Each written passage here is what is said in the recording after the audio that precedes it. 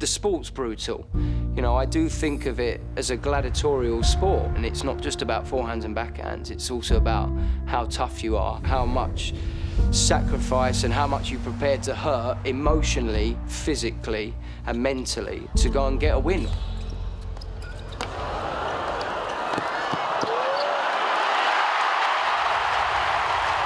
One of the things that I keep seeing from Andy, it doesn't matter how much time you spend with him, you're still sometimes caught by just how much he does, how often, and the consistency in his approach. The consistency of how he turns up to work every single day.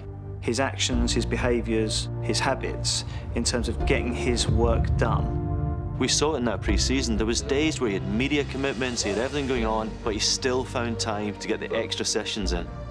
Every single day, it's all about zero compromise. Every decision is about winning. Even just now at the O2 at the Masters Finals, Andy really wanted to hit on the centre court because that was where he felt that he would get the most benefit. And so the only time that was free was 8 o'clock in the morning every day.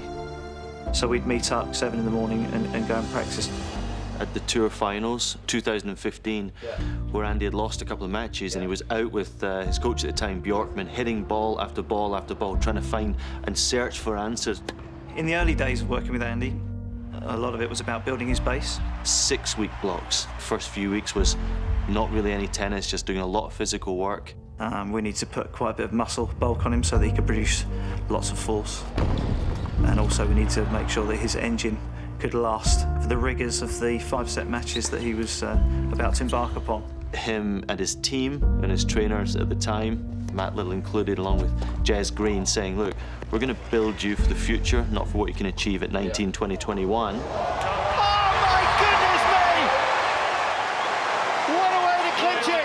When Andy beat Richard Gasquet at Wimbledon, when he was 2 sets to love down and then came back to win that match, and there was a kind of an iconic bicep pose at the end of the match, that was a real penny drop moment for all of the team, because Andy put the work in, and then that match was so long, arduous, and eventually successful. And in terms of Andy's buy-in as well, wow, I can compete at this level over long periods of time.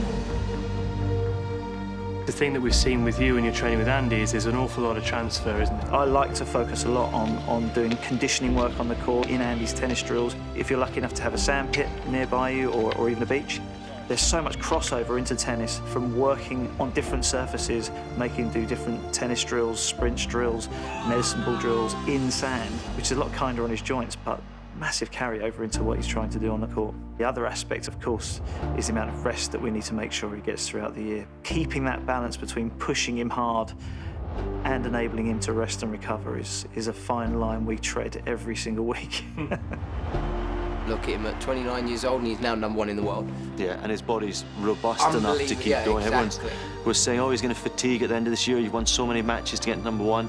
Well, he finished it pretty strong in the final against Djokovic.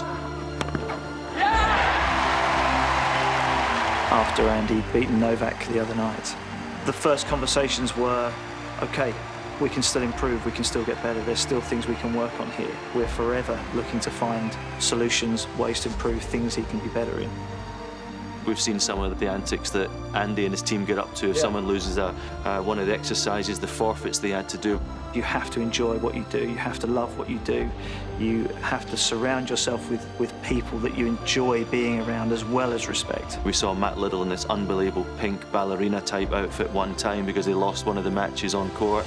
There has to be times when you're just enjoying yourself, and actually, as a percentage of the day, I think that the fun side should be kind of most of the day. The players that are having fun tend to be the players that are actually putting out a lot of work as well. Of course, there's going to be tough times in sessions, but balancing that is so important to long-term success. We have so much fun in Team Murray. It's incredible, and long may that continue.